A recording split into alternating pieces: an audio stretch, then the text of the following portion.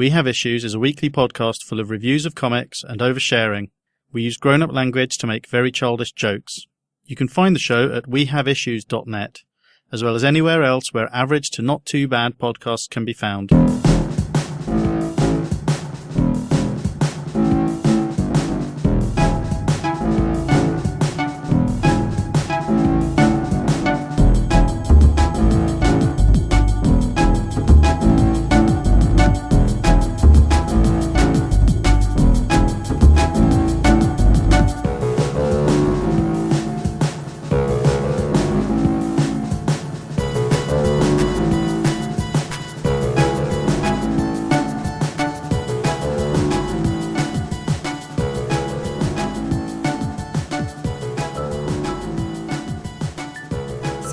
Decided to flock to my desk, and I was, you know how you get when you suddenly forget how to turn your phone off. You're like, I don't want people to see the massive penis on my phone.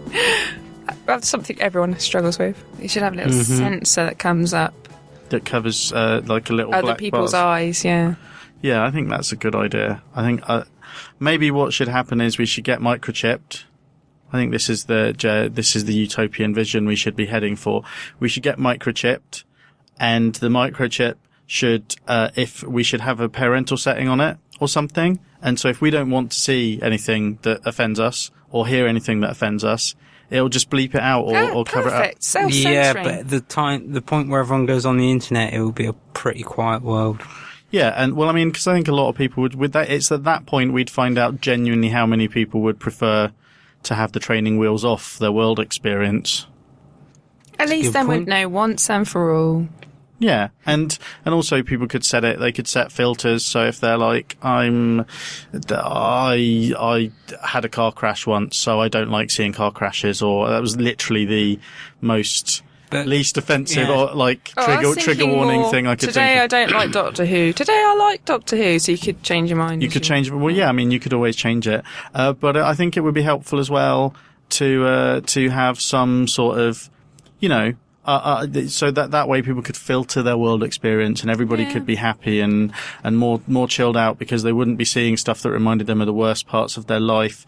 If you were a woman who didn't like unwanted attention from men in the street, which is most women, then you could have something in your switch that sent out a sensor to any men that if they got too close to you, they're immediately their heads explode. No, they'd get a pain in their junk. Because I think the thing is, a lot of street harassment, it's learned behaviour.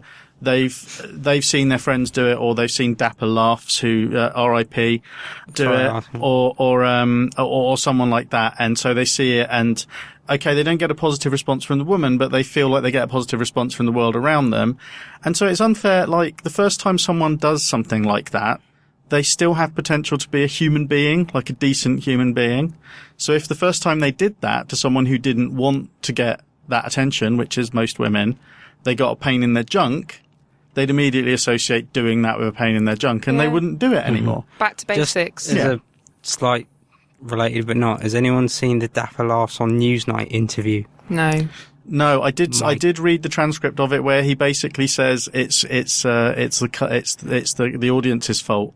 Is that the bit where he says that's part of it? It's worth watching just because I can imagine that when was I too loud? No, you're fine.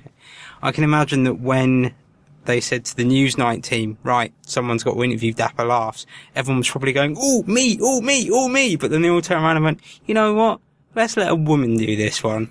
And I can't remember the name of the woman who's interviewing him, but it's one of the quickest and most brutal crucifixions I've ever seen in an interview. It's just like, oh dear, you're not getting out of this alive. The amazing thing about that was that I know that you're a nice person, and I know that your heart's in the right place, but you basically just robbed the woman who interviewed Dapper Laughs completely of all agency.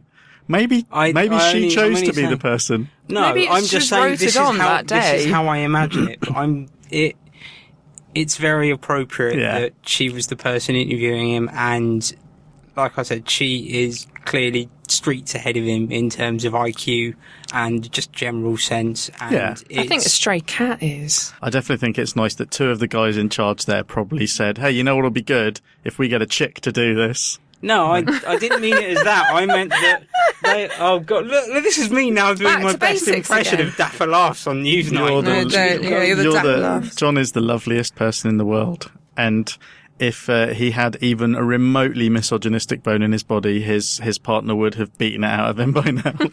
So. Yeah, that is a very fair point. Because we're on the subject, kind of tangentially, there was I saw an interview with Russell Brand a few weeks ago with a woman, again, whose name I can't remember, but she was actually pretty amazing. She didn't attack him, but she was just very, like, they were on a sofa, he was very full on, and she didn't respond to his, like, sexual aggressiveness. Okay, well, yeah. I say sexual aggressiveness. To be fair, that's how he talks to everyone. He's like very hands on their knees and stuff like that, and very, if he doesn't like the way you've asked a question, he's very like physically in your space and stuff like that. But she just handled it perfectly. But it was amazing because I was watching it thinking, and I don't think this about Dapper Laughs. I think that was very cynical. But with Russell Brand thinking, you know, maybe some people it'd be better for them if they didn't get all the attention. Like, maybe the nicest thing we could do for Russell Brand is just not to criticize him, but not to applaud him either. Cause he's high functioning, but he's off the rails a little bit, it seems to me. There's a desperate energy there that just makes me really uncomfortable watching it. Maybe he's like a Tyrannosaurus Rex. If we don't move, he won't see us. Yeah, and if we... He's got really little arms. If we move out the way quickly enough, he'll fall over and get a nosebleed, which is how they died out. Oh. You must have heard my theory of how the Tyrannosaurus died out. No, I think this is the most plausible theory I've heard. Have you seen the trailer to Minions? Because that's also got a pretty good theory on why the T-Rex died out. No, I haven't. Yeah, they're the little You mean like yellow Despicable Me Minions? Yes. Despicable They've got their own Minions. movie, which looks kind of funny. Everyone loves them. I didn't like Despicable Me that much. I haven't seen it, but I like the trailer for Minions. I like Steve Carell, and I like the little girl who goes, "It's so fluffy." Is that from that film? Yeah, I like that. But other than that, and you can get your fill of that just by going on Tumblr and looking for GIFs, pretty much. Now, you can get your fill of anything going on Tumblr and looking for GIFs. That's pretty much true. Just one question, because I have no comics with me. Well, what are you doing here then? I can talk about the first issue of Teenage Mutant Ninja Turtles, which I reread a couple of weeks ago. Can you do that from memory? Yes. Do you mean the first ever issue of Teenage Mutant Ninja Turtles? Well, we'll get to that then. I nearly said Teenage Ninja. His t-shirt's a comic. He could review his t-shirt. Yeah, Teenage Ninja Turtles. Ninja. Teenage Ninja. Teenage Mutant Ginger Turtles. Ginge Yeah, Minge Turs. I think John had a flicker of recognition when I said the thing about Tyrannosaurus, but yeah, Jane. Basically, you know, they got those giant noses, their snouts. Yes. Tiny little arms. Yes. Two big old legs, so they run around an awful lot. Mm-hmm. You know how when you trip over, the first thing you do is put your arms out? Yeah. And that protects your face? Yeah. Well, their arms are inadequate for that purpose. So I reckon a lot of Tyrannosaurus Rexes tripped over, couldn't right themselves with their funny little arms, smacked their noses, died of nosebleeds. Because one nosebleed won't kill you, but a few nosebleeds, yeah. Or it could, or the bangs of the head could have led to a blood clot. Yeah, terrible concussion. Aneurysm and death. Like boxers get. Oh, yeah. I wasn't going to relate it to humans. That's sad now. Yeah, well, yeah, no, you're right. I mean, it'd be sad, to be honest, if you related it to any animals that are still around, but I don't think it's too soon with Tyrannosaurus Rex. I don't know. Probably. Trigger. This is We Have Issues. We are a podcast about comics. We're almost on topic. We talked a bit about comics already. Yep. We're a weekly podcast about comics. We have issues, just in case I said it wrong a minute ago, I'll cut it in. I get very confused. I don't know what day of the week it is. It's Thursday. Good. Are you sure? I don't know. I'm terrified if it's not. Well, yeah, what are you doing here? What are any of us doing here? Hang on, wait. I was told there'd be punch and pie. Actually, to be fair, if I'm here and you're here, then that's all that matters. Yeah. I don't think they can start Thoughtbubble until we get there, Oh, Jane. good. That better be... Are you both going to Thoughtbubble? Yes. Yeah, so we'll be rubbing your nose in that. Okay. Although we're horrendously underprepared, so that'll be fun. So we'll be rubbing our own noses in that. Yep. We are a podcast about comics. We are weekly. We're recorded in Southampton, England, which is on Earth, which is in space.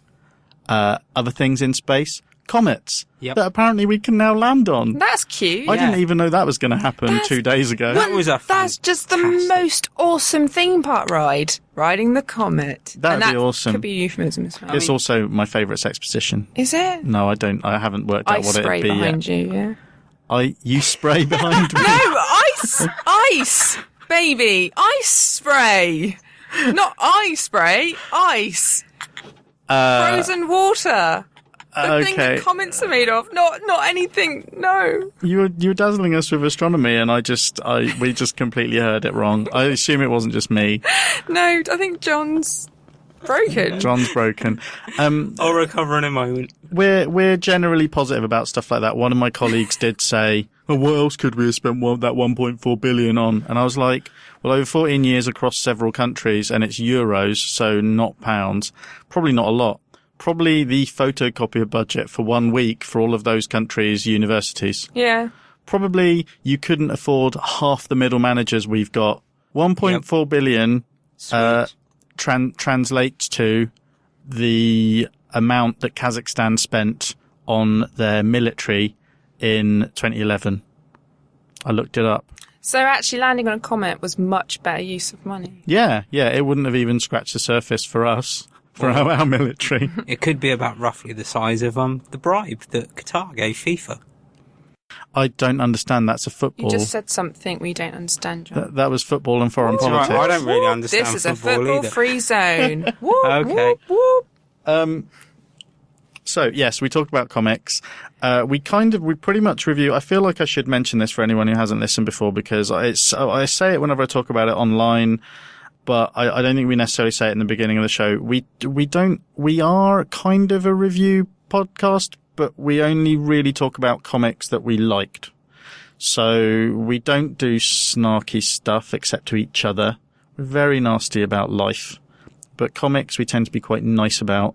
There are plenty of other podcasts where you can go for that, so I'm sorry if you prefer people to be horrible about comics, but we don't want any of our favourite comic creators to die in a fire or anything like that. No, their comics are the nice thing in our lives. They are literally Life's the best too thing. short to read bad comics. Yeah. Yeah. So we're more of a recommendation podcast than a review podcast.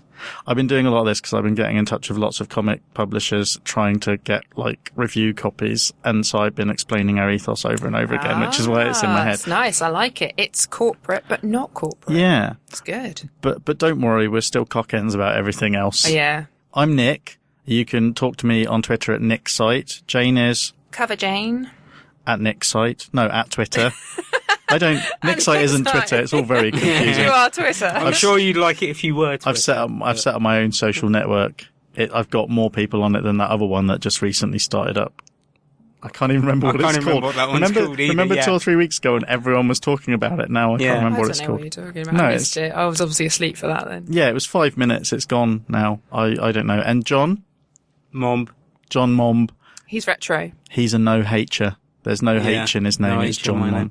I probably should change my Twitter handle. No, But... you do what you It's want. family name. It's, Yeah. James still has it. it's retro. Oh, okay. I'll keep it then. You can also follow the main account for this podcast on Twitter. It's at IssuesPod.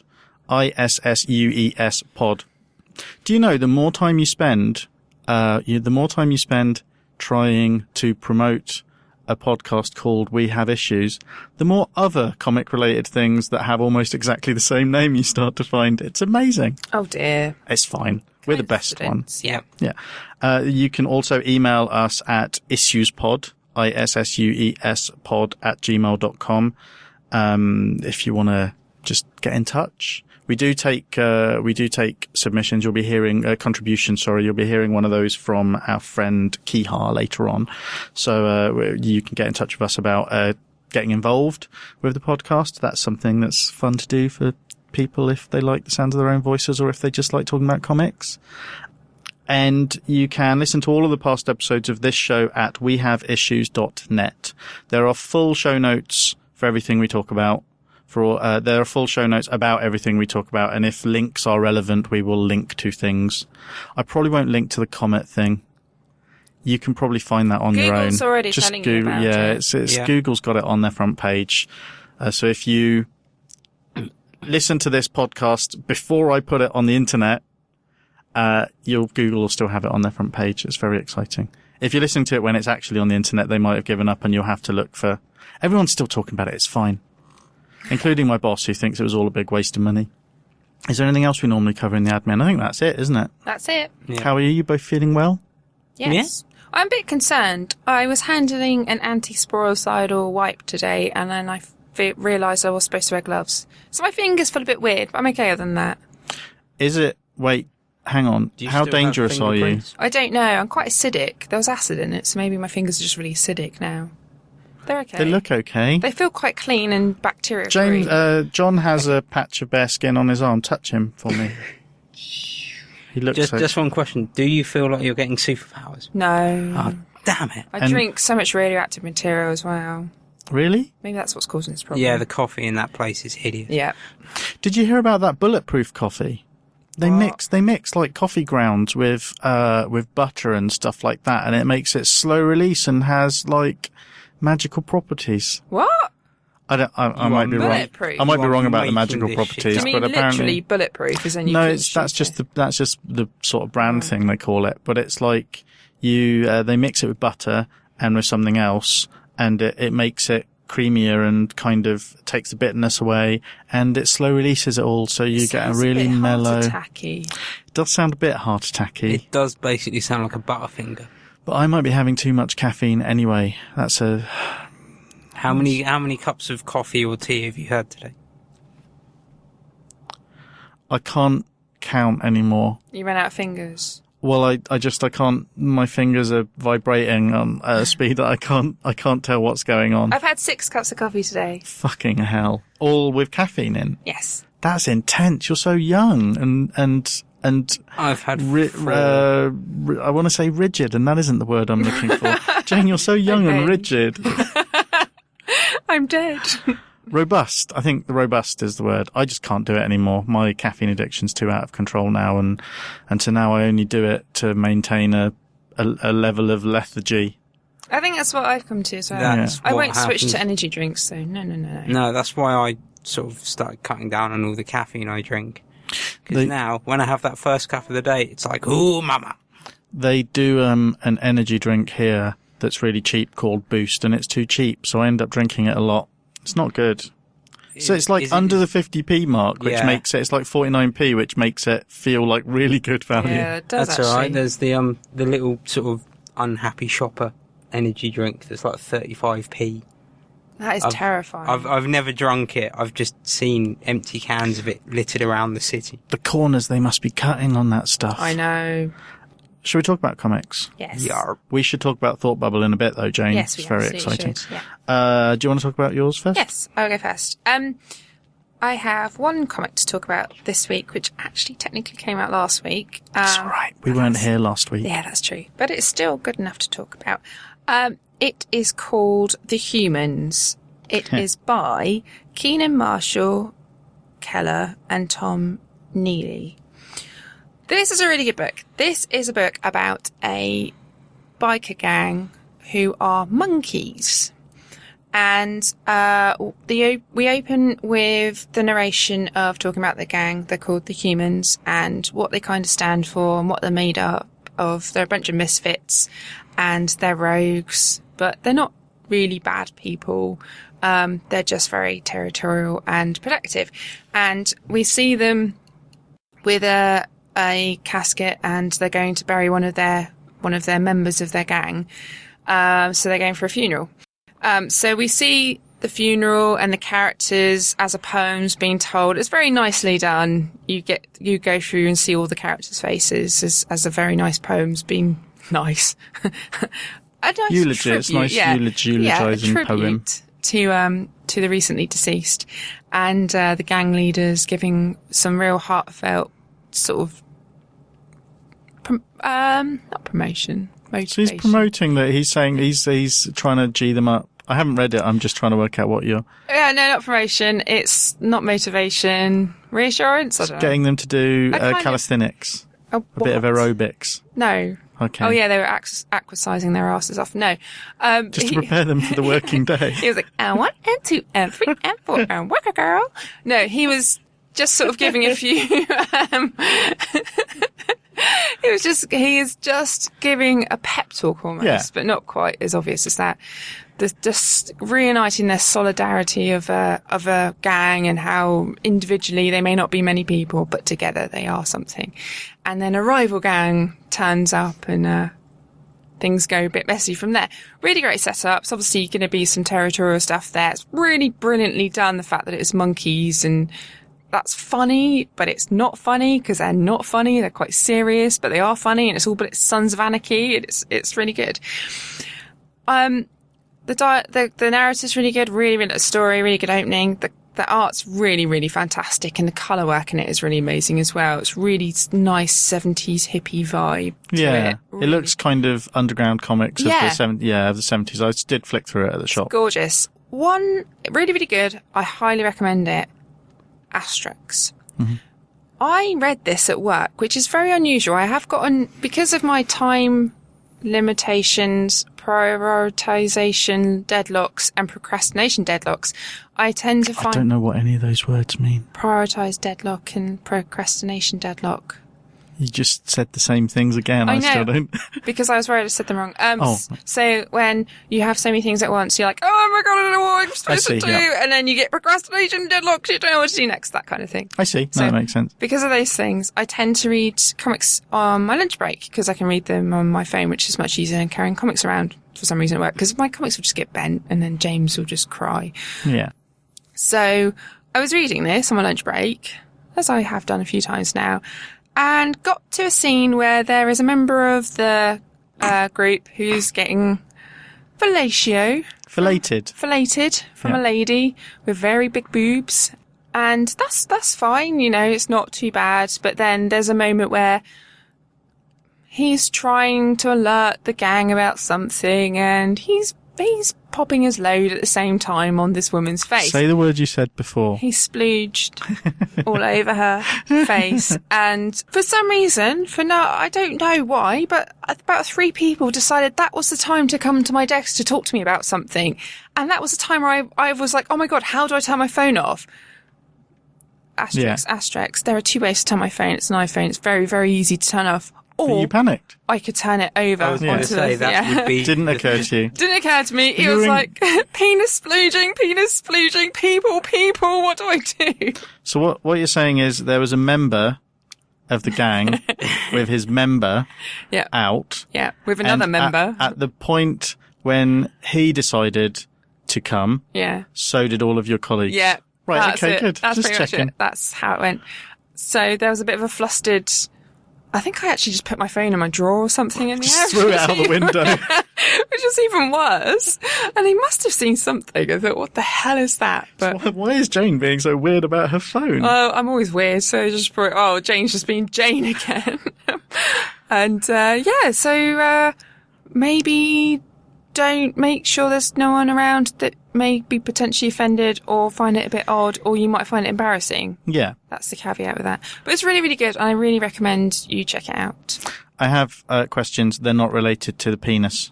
Okay, are they related to the comic? Yes. Okay. Is it a post-apocalypse, or do you not know what the situation is? I don't know what the situation is. It's just kind of... because it's just kind of middle of nowhere in America, or you think it's America because that's where you see bikers.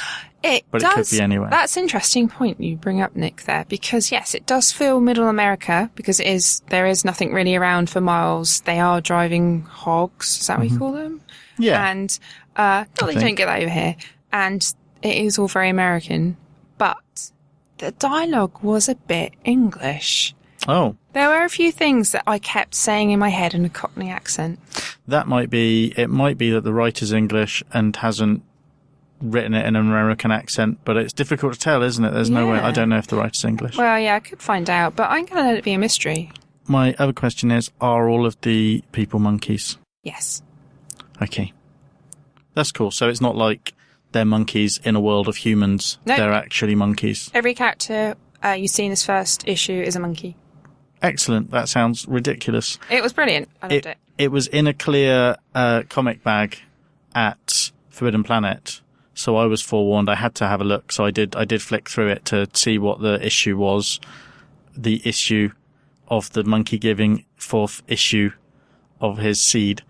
Yeah, it's a bit weird because they used to bag an awful lot more comics in comic shops, or certainly in Forbidden Planet they did, but they've been putting like Avatar books and stuff like that out with no sort of protection on them for a really long time. It's weird that particular book, I guess the right person up at head office must have been flicking through it. Yeah, like, oh, hang on a minute. This may be not suitable for everyone. Has everyone had a look now?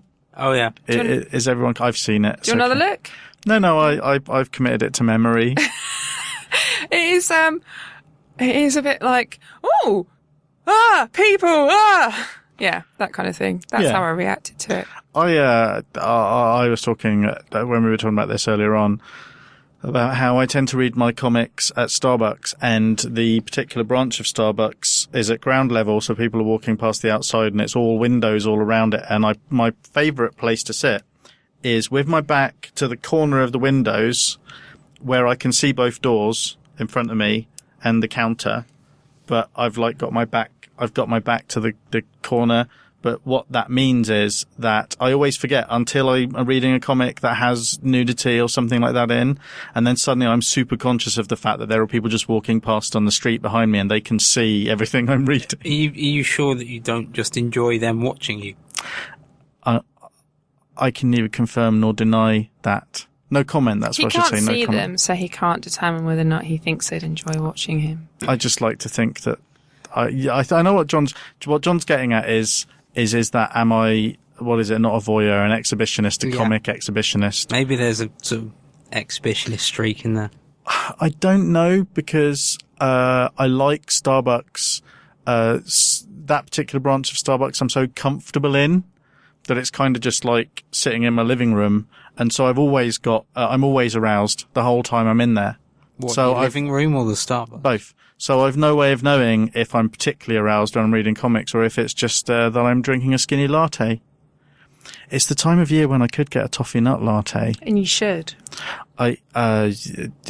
Jane and I, we will be talking about this in a minute. We have teased this a little bit, but we will be going to Thoughtbubble soon. Generally, I don't know how it's going to work geographically this time. We're pretty close. Yeah, generally what happens is we go to Starbucks or somewhere like it on the way. And I had the option to buy my first toffee nut latte today, but I thought, no, because I'll just be up all night. But, because the amount of sugar and caffeine in it just drives you mental. But, before a thought bubble, it'd be awesome. That's genius. I don't know where our nearest... we might have to go on a bit of a mission on... Maybe. Saturday but then we will be going for our... Yeah. Hopefully for our Fright breakfast. I still can't remember the name of the place. Is it Riverside Cafe or something like that? It's next to Riverside. And it's a cafe, so that might be why. Why I thought that. It's so rubbish and great at the same time. I loved it. I do. We're spoiling that bit though. We'll talk about that later. Shall I? Is that you? Yeah, I'm done. Okay. That was it. Thank you. Do you want to talk about your Teenage Mutant Ninja Turtle? Do you mean, so not the first ever issue of Teenage Mutant Ninja Turtle? Yes. But didn't you read that like 20 years ago? Yeah, I did. But you can remember it? Well, no, I reread it recently, and I came to a bit of a realisation. Yeah. Which was, because basically I started watching the documentary that's on Netflix about the Turtles. I flicked past it while looking for Disney films the other day. I saw that. It's okay.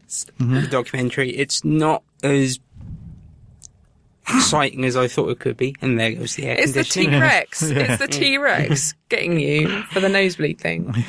But I was watching this documentary. If nothing else, it's worth watching for the cast of the cartoon who all meet up and basically just sit there having a chat as if they haven't seen each other in years, all in character, which is very funny. But it sort of made me think, hang on. When I was 10 years old, I bought a graphic novel that had about the first 4 issues of the original Eastman and Laird Ninja Turtle comics, which they sold to me quite happily in our local branch of Athena. And I then took home and read and was like, this is really, really violent. It really is violent. Yeah. And the thing was, at the time, being only 10, I didn't realise it was meant to be a satire. Mm-hmm. And so it wasn't actually till years later when I was reading about the Ninja Turtles I realised, okay, this first issue was meant to be just riffing on the whole Frank Miller ninjas. The first issue is literally full of ninjas. Yeah. They're all of the Foot Clan, which at the time, again, I just thought was a name. Didn't realise it was a reference to the Hand. But I also realised reading it this time round that actually it was the first indie comic I ever read. Up until that point, I've been reading DC or Marvel or whatever my local shop had. And I never actually read an independent comic before. So I was a bit shocked when I first opened it, and I was like, this artwork looks really scratchy and weird. It lacked any kind of sort of like really amazing sort of sheen that you saw. There's no house style to it or anything like that. There was no house style. And so rereading it, I was like, this is actually really interesting, because I suppose I didn't realise at the time, but it was a much bigger influence on my comic reading habits than I'd ever thought. I think they've drifted back towards getting quite unusual artists on it now as well, haven't they? But it's weird to think, because at the time it would have been more visible in terms of cartoons and stuff like that than any of the Marvel or DC stuff, probably. Yeah. Because they were huge, weren't they, the Turtles? Yep. And it's funny to think nearly every indie comic thing that became a bigger thing back then started out as a satire. So Cerebrus was, the first book of Cerebrus was basically just a straight piss take of Conan, an homage to Conan, but then Teenage Mutant Ninja Turtles was totally Frank Miller. And I think the Tick was probably really similar as well. There's lots of ninja. Yeah. It's a very different style, but there's lots of ninja in that. And I think it was satirizing the same sort of era of Marvel comics at the time and stuff like that. It's quite weird to think that the Turtles became such a kiddie thing. Yeah. I mean, the thing I found quite funny as well is when you read the first issue, they are quite literally 4 identikit anthropomorphic characters. They've all got red bandanas. They've all got brown elbow and knee pads. The only way you can tell the difference between any of them is by what weapon they're holding. Mm-hmm. And it kind of makes you like think about it. You're like, really, whoever the guy was that sat there and went, you know what we should do? We should just change the colours on these bandanas. That man is a genius. That man is the man who basically invented the Turtles as characters. Well, maybe maybe Eastman and Laird decided that they had different colour bandanas from the start, but it was in black and white. So, or could you see on the covers? I'm not sure actually if it was in black and white. I think it had some sort of colour to it. Oh. But all the sort of pictures they did since then all featured the Turtles wearing red bandanas. And even their characters are pretty sort of similar. Like, I mean, there is a bit of a sort of like personality. Like there's the seeds of the personalities that became the characters later on, but they're not as sort of fleshed out as they got to be by the time the cartoon came out. All I know about it is that they all like pizza. Mm-hmm. One of them is a bit more of a rebel than the others. Yep. Is that Raphael? That's Raphael. See, I was too old by the time the Teenage Mutant Ninja Turtles came out to even really... I was right there in the heat of it because I was 10 years old and I thought they were amazing. But I think it kind of just makes me laugh because when you read the first issue on its own, it doesn't really feel like there's any sort of second issue. It literally just feels like 2 guys that have gone, you know what? Here's an idea for a comic, and they've just literally written this story. I mean, the main bad guy dies in the first issue. Oh, that's awesome. And it's just like, it's just over. And it's just like, oh, okay. And it's a 40-page comic, and it literally tells a complete story. And it's like, right, okay. It's the way it was back then. It was the Wild West. Nobody was thinking about movie deals when they came up with an idea or trade paperbacks. But that was something that the documentary actually talks about, is the fact that they never really thought about this, and then all of a sudden it was like, oh wait, your entire first print run sold out. Now we've got to write a second issue. Do you remember what the documentary was called, John? John. I will look it up on my phone. Apparently, I now have a little judder in my voice. That might be the caffeine. Okay, I'll look it up on my phone and let you know in a moment. In Starbucks, the thing I like about Starbucks is there's a lady there. I mean, the 2 or 3 of the people there know me now. There's a very charming man. There's one lady who's always been really nice to me, and one of the other ladies has started recognizing me as well.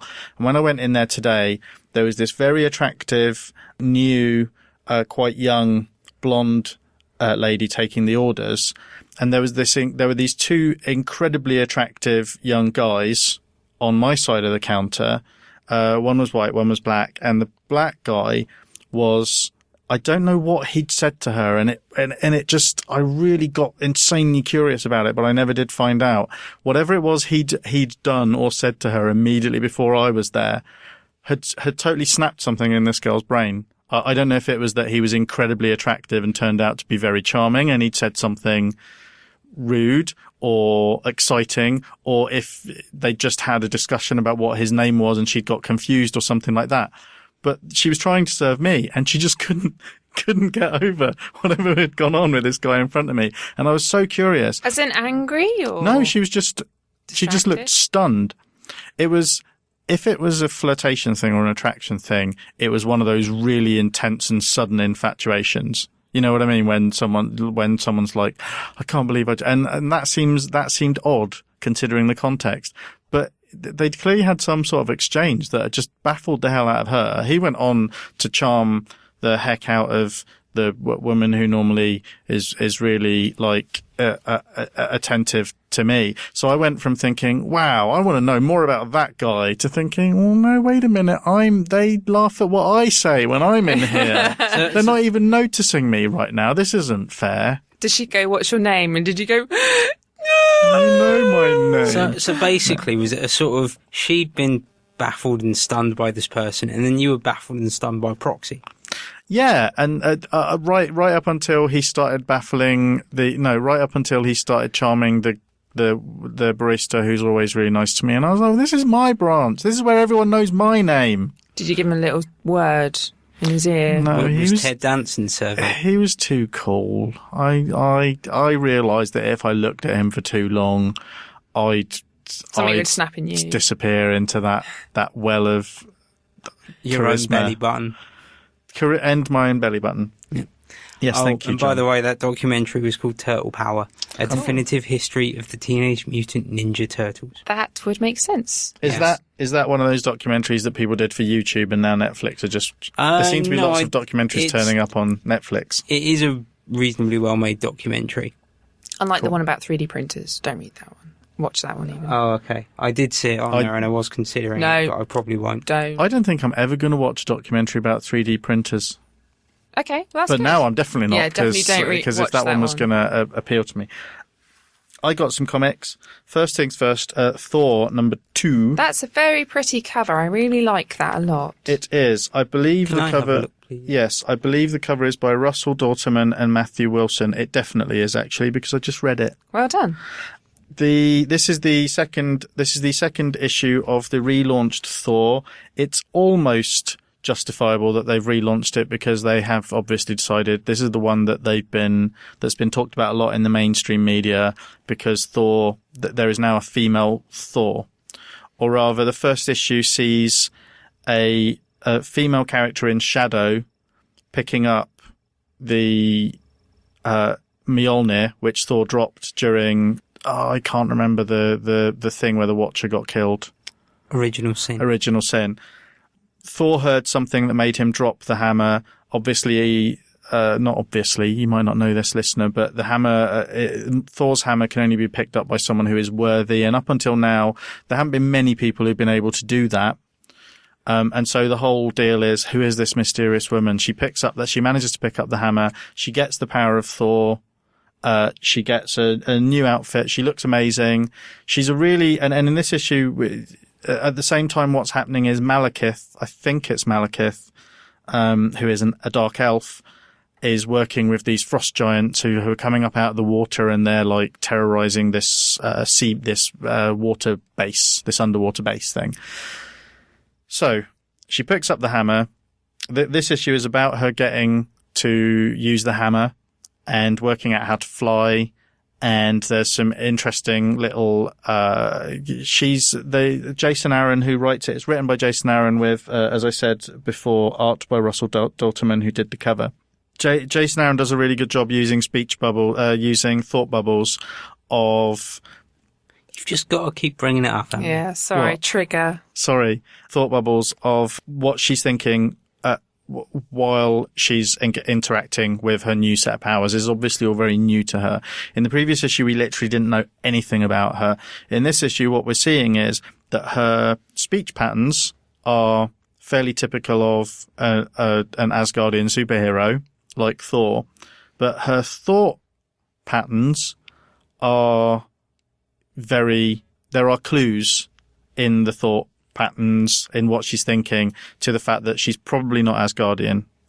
She's probably not actually been a superhero before, but maybe she has. I don't know. And then she gets into some superheroing, and there's some great characterization. There's a couple of really good villains in this issue. The art, as Jane pointed out, is pretty great. It's great on the cover. It's beautiful inside as well. Her outfit design is really good. She has a mask, which I don't think Thor has very often. I think he only had a mask when his face got really fucked up once. It's a pretty gorgeous looking superhero comic, and it's really good. We still don't know who she is. There are more clues. I don't have any idea at all. One thing I did just think, though, that's interesting is it is great having a female character taking on the mantle of a famously male character. We've talked a little bit on the previous podcast we did. When we first heard about this, we were still doing the Momcast, and I think we talked a little bit about how, on the one hand, it's a good thing, but on the other hand, why does she have to take on a role? Why does a female character have to get agency from taking on a male role? That was something that I was thinking very much. Well, it's a male character. Wouldn't it be better if it was a female character? What is interesting about this one is because we don't know who she is, she could be literally anyone. Like I said, there are clues. She's probably not from Asgard. She could be literally anyone.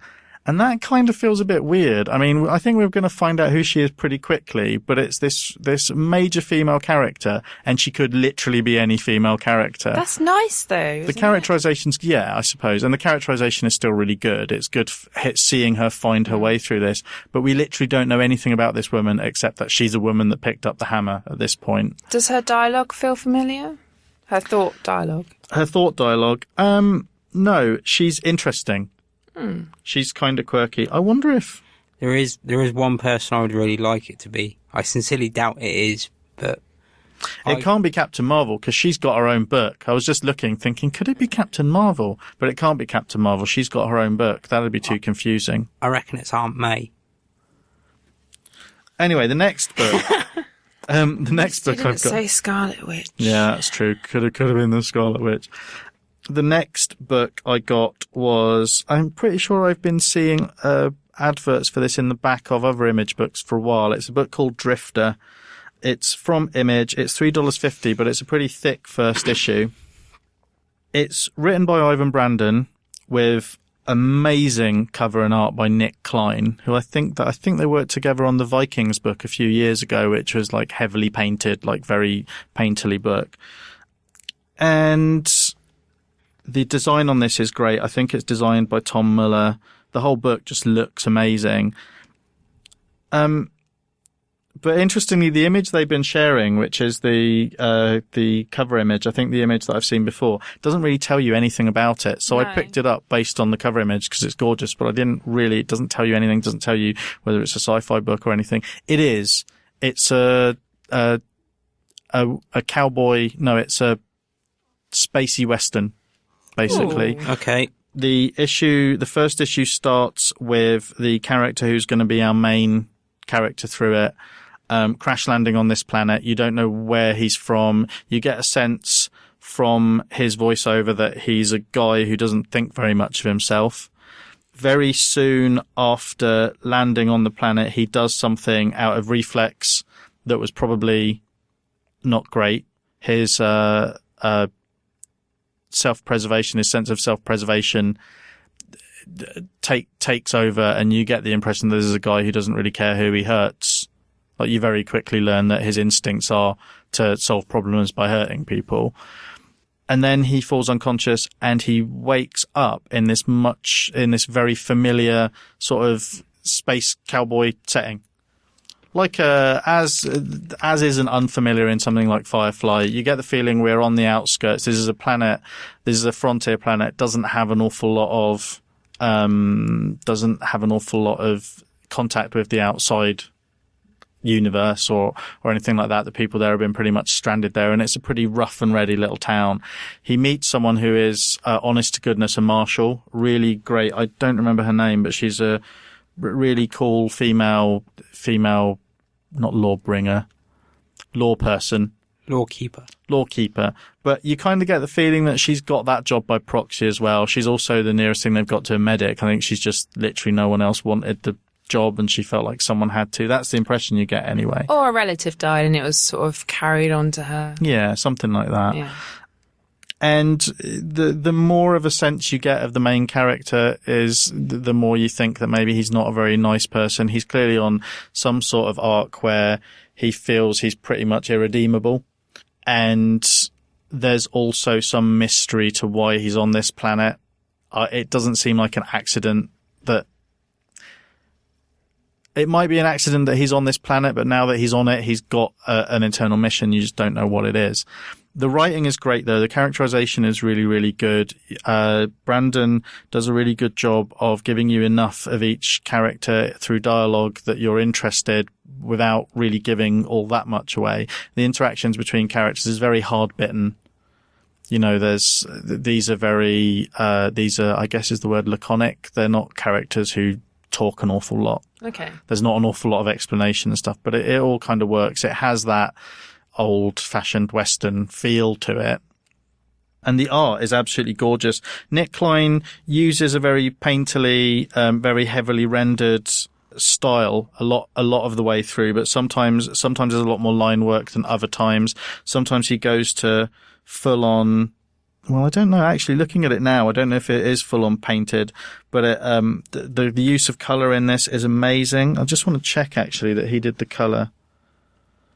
I think he did all of the color and everything as well, and the use of color in it is just absolutely phenomenal. It reminds me really a lot of a comic that used to be in Crash magazine, which was an old Spectrum. Oh my god! Somebody else remembers Crash magazine. Yeah, the Jane in the 1980s.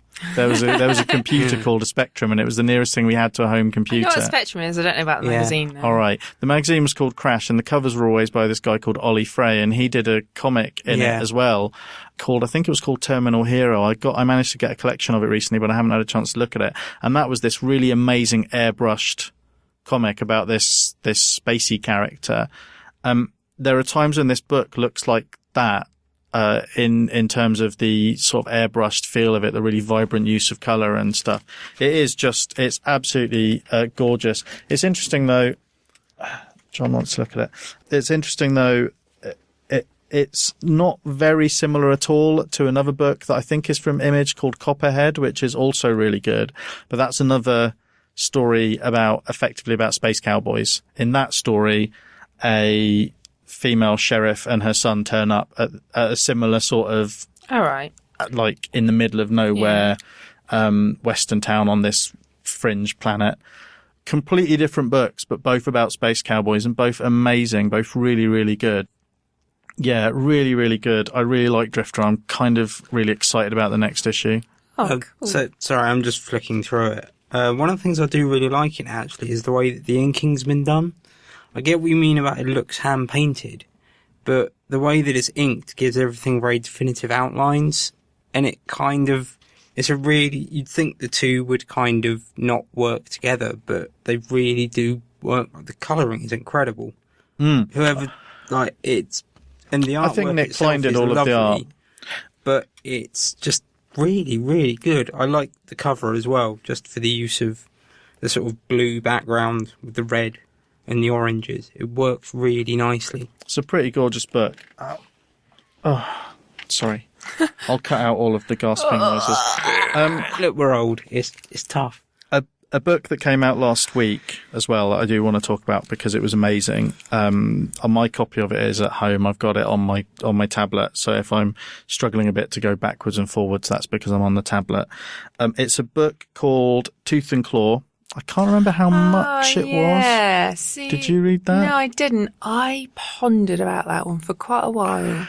It was another first issue that was great value for money because I can't remember how many pages there were. I can't remember how much it was. It's like $1.99 or something. It's not very much at all. Yeah, and it's a really thick first issue. It's written by Kurt Busiek, with art by Benjamin Dewey, whose art I hadn't seen before, with colour by Jordie Bellaire, and I will get on to why I'm mentioning John Rochelle and Jimmy Betancourt. We don't always mention letterers and designers, but it's worth mentioning in this book. I mean, it'd be worth mentioning in every book, but we're not really trained to look at lettering that much, but in this book it's relevant. So it's a weird book. There's lots of the sort of myth building and world building that normally turns me off in a lot of stuff. You get the impression at first that it might be a bit of a sci-fi book, but it's really more of a sci-fantasy or something. We're on this weird world where we don't know if it's our planet or our future or our distant past or anything. All of the people are animals, but not in that anthropomorphized Usagi Yojimbo way where whether someone's a rabbit or a rhino doesn't seem to, it's more about their character than their lineage or anything, it seems to be. You know, if you're a rabbit in a comic like that and you have a child, that child's going to be a rabbit. But if you're a rabbit and you've got a rhino friend, that doesn't necessarily mean you're different species. Okay. Is this a bit possibly the only comparison I think of is maybe Mouse, where obviously it was done more by nationality? This isn't allegorical. Well, I mean, it might be a little bit allegorical, but it isn't. They are actually, the first person we meet is one of those, he's a humanoid, but he's one of those dogs. You know, the ones with the really smooth faces and their eyes are kind of, are they terriers? Yeah, Bull terriers. You mean. Yep. So he and his dad are like those.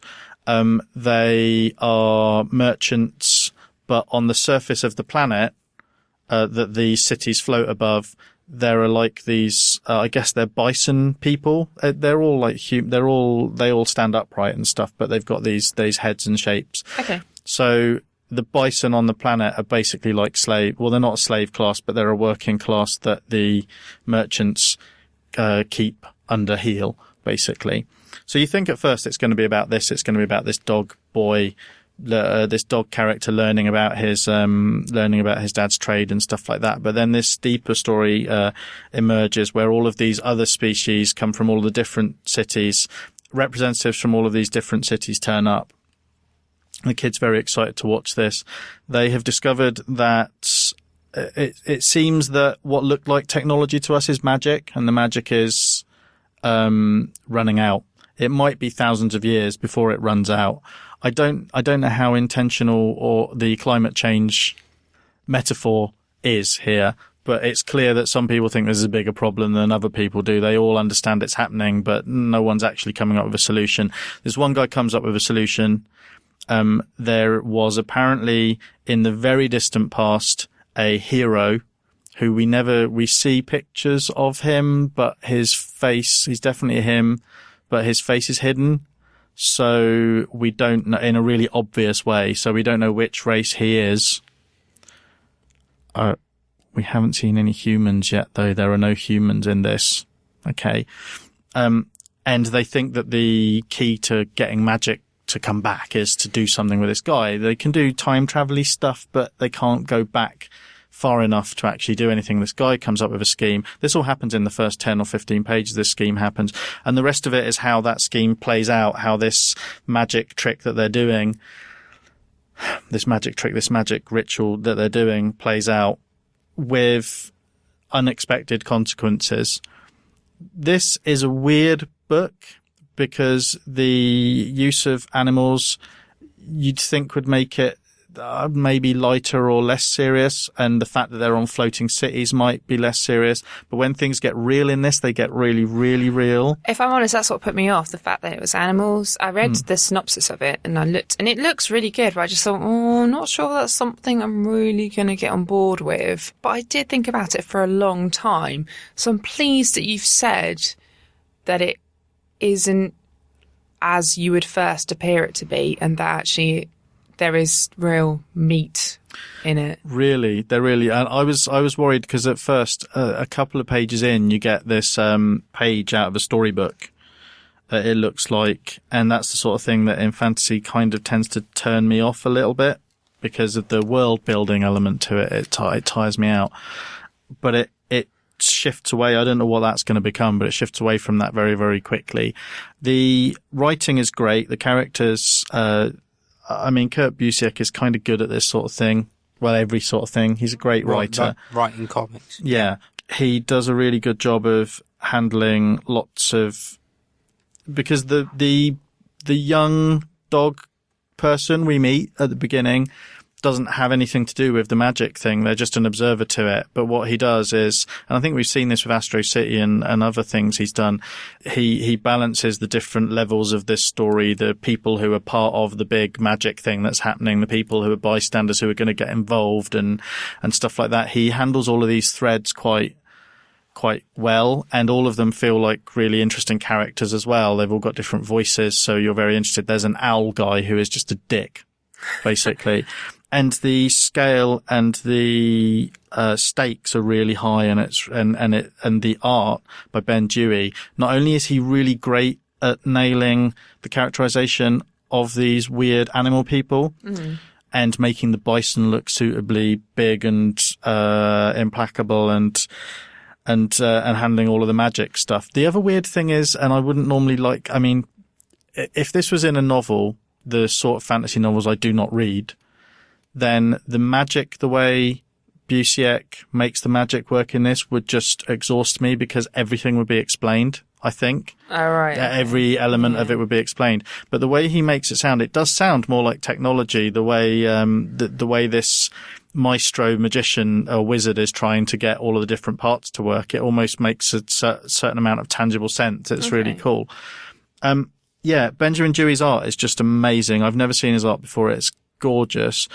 Jordie Bellaire's color is really good and very different from, I think I've said this about her color a few times though, but it's very different from what you sort of know as the, very specifically, Jordie Bellaire has one coloring style that nobody else looks like at all. Yeah. And it's a very weird color palette that she uses for, the Manhattan projects and for a few other things that she uses when she's working with, I think it's Nick Pitara, and she does use in other books, and no one else does anything that looks like that. It's very weird color palette that nobody else uses. Yeah. This is a much more traditional sort of fantasy color palette, and it's amazing. The, detail and the shape and the weight she brings out of the line work with the gorgeous line work is just incredible. Really, really good. I really like this comic. This and Drifter are two very different worlds. It's well noted that I don't tend to like fantasy and world building stuff, but both this and Drifter really excited me. Wow. The lettering and design by John Rochelle and Jimmy Betancourt, it's worth mentioning, as I said, because it's always worth mentioning because everyone has an equal part in making a comic. But in this particular book, and in Thor actually, which they didn't do, I don't know who's responsible for the sound effects. I get the feeling in a lot of comics, some comics it's the artist, but other comics it's the letterers and designers. In this, it's really hard to tell because there are points where the lettering, when there are big things crashing against each other or something, is so much a part of the art that it's really difficult to work out where the line is. It's just a gorgeous looking book, though. It's really good. I like it a lot. I will be buying it now. Thank you, Nick. Well worth it, yeah. I reckon. Shall we listen to Kihar talk about the Nam? He talked about volumes 1 and 2 a few weeks ago. He's just going to talk about volume 3. He's very, very quick, this one. I think he had somewhere to be. So we'll hand over to him. Keehaw here. Where am I from again? That's right, Dissecting Worlds. I'm going to talk about Banam Volume 3. A little while ago, I spoke about Banam Volumes 1 and 2. I really enjoyed it. I compared it to a American version of Charlie's War. I think that's still true. We've moved away from the central characters that we journeyed through Vietnam within Volume 1 and to some extent Volume 2. We get to see some great stories from the Vietnam perspective. We get to see stories about LERPs. We get to see stories about the experience of medical workers in theatre. We get to see more about people on the home front and the what's the politest way of putting this? The propaganda that featured in the anti-war campaigners and the effects that had on the conscripts who were returning home from that conflict and how people perceived them.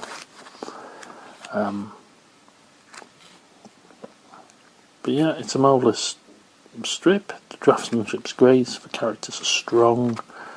The fact, well, it's not a true story, TM.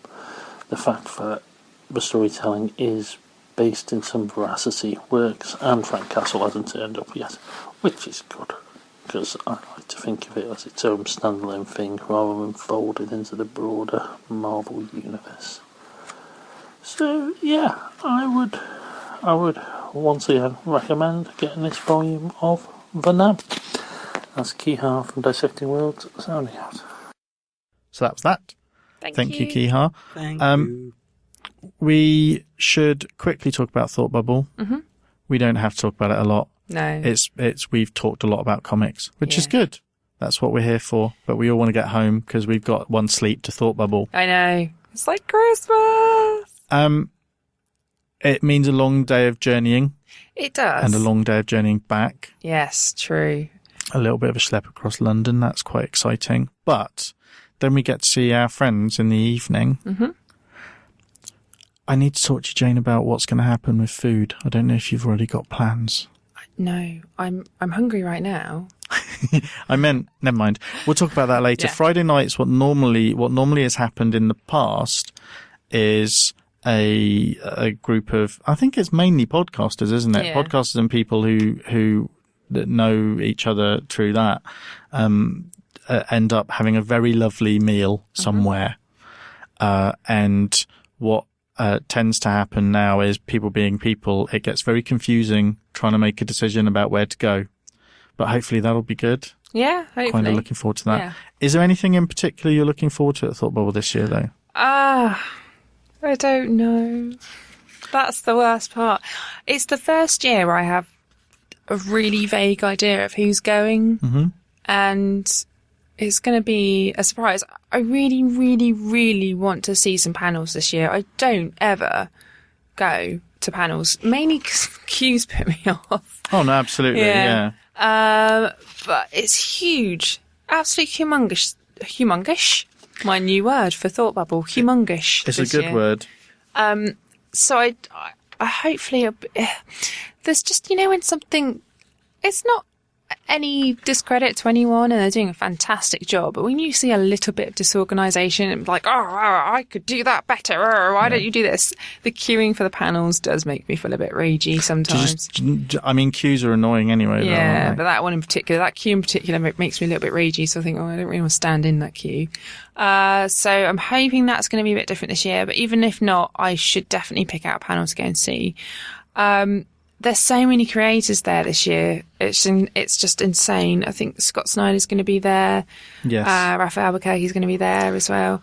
Lots of my favourites, people that I've really sort of dug my nails into at the beginning of their career and just sort of hung on for dear life as they've gotten more and more popular. So, it's going to be lots of exciting things. Yeah, it'd be good. Hopefully, my swanky iPhone 6, I can do some nice recording whilst we're there and interviews. And it also has the slow-mo and a high speed, so we can do some messing around with that if we want. That's quite cool. Yeah, it will be cool.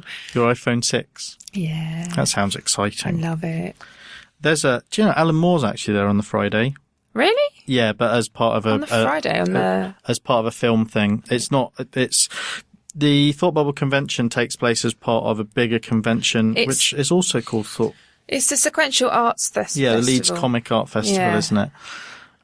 Which takes place the whole week. And there's a screening of a film he's done with Mitch Jenkins on Friday, tomorrow night. Oh, okay. So, but we won't be there in time for it, and you have to get tickets, and I don't know if I'd want to do that. I'd probably be asleep. What's the film called, just out of interest? It's called... Alan Moore's Beard? It's not called Alan Moore's Beard. I don't know what it is called, though. Hang on. The bird that lives in Alan Moore's beard? People's beards don't have birds living in them. Yes, they do. You both have beards, and I know that. Any birds in my Yes, beard? there are birds in your beard. I can Is this guarantee like the time it. that you raised me from the dead? Yes, I now put birds in your beard. It's called Showpieces, and it's in 3 parts, and it's about a fictionalized version, an alternate version of the creator's native Northampton. Southampton Survival. Yeah. Well, that's Portsmouth, isn't it? No, Northampton. Is Northampton this is also what alright? everyone thinks. They're in the north, we're in the south, we're just the Hamptons. Have you ever had anyone come up to you whilst living in Southampton saying, "Oh, where's Northampton? I'm trying to get there." And yes, actually. Yeah, so have I. And you're like, "Wow, you're miles off, mate." I have actually, this did actually happen to me. I had someone pull over in a car and go, "Excuse me, can you show me the way, can you tell me how to get to Northampton?" And I was like, "Do you mean Northam, which is a suburb of Southampton?" And they were like, "No, I mean Northampton." And all I could say to them was, "Have you tried heading north?" That's really unhelpful. No, I just said you have to leave Southampton and Yeah. go far, far away. I don't know where. Maybe you should check your GPS and walk away. I'm going to try and go to St. Panels. I've been, maybe organised. we should, yes, you have been very organised. Maybe we should go together and be Q buddies. Maybe. If we decided on the same ones. Well, I have no decision. I am open to suggestion, Nick. Okay. You can persuade me. I'm quite excited, and she's definitely one of the people that I wouldn't know what to say to her, but Natasha Allegri, who does Bee and Puppy Cat, and does a bunch of the Adventure Time comics, I think, is going to be there. There are a few people from the US. Adam Hughes isn't going to be there, unfortunately. No, I saw that. Neither is Jordie Bellaire, apparently. There's this thing called Kadama Woods, which is like just a place that's open for the whole thing, free for under 12s, but an accompanying ticket-holding adult must be present at the Leeds dock. And it's like just a chill-out place, but it's heavily inspired by Miyazaki. The Kadamas are the little weird little things in Princess Mononoke that are cute and creepy at the same time, who have the rattly heads. And so I don't know what to make of that. I don't know though, Jane. You know what's actually going to happen is we'll get there and I'll just want to go and have a cup of tea and not do anything. But touch wood, neither of us are ill. Yeah. I don't think Jane noticed when she walked in that I've got a bag with oranges and lemons and stuff in and honey because I've been trying to stave off a cold. I've just been using sheer luck. Yeah, I haven't, and I still seem to be getting something. But hopefully, it won't take me completely out of the game. It's just the logic, though, isn't it, of Concrud? No, I just do not want to be wiped out like last year. Last year for you was a pretty... Yeah. You're supposed to get Concrud when you're at the con, though, John. You're not supposed to have it beforehand. And then get home, and then your doctor goes, "You've got the flu. What the hell are you doing up?" But someone has to be patient zero. Yeah, and it's us normally. God, it was horrible. You last year. One of my something else. colleagues said to me at work today. I said, I'm going to Thoughtbubble. In the middle of the week, I said, I'm going to Thoughtbubble at the weekend. It's really exciting. I didn't realise it was this week because I didn't realise it was this week. And she said, "Oh, it's about time for you to get your annual cold, then, isn't it?" Oh. And I thought she was being a dick initially. I didn't realise that she meant that I'm always ill when I come back from. Well, I'm always ill when I go, and I am. I feel it. It's in my throat. You. Well, maybe it's her fault that I'm always ill. It's in my throat.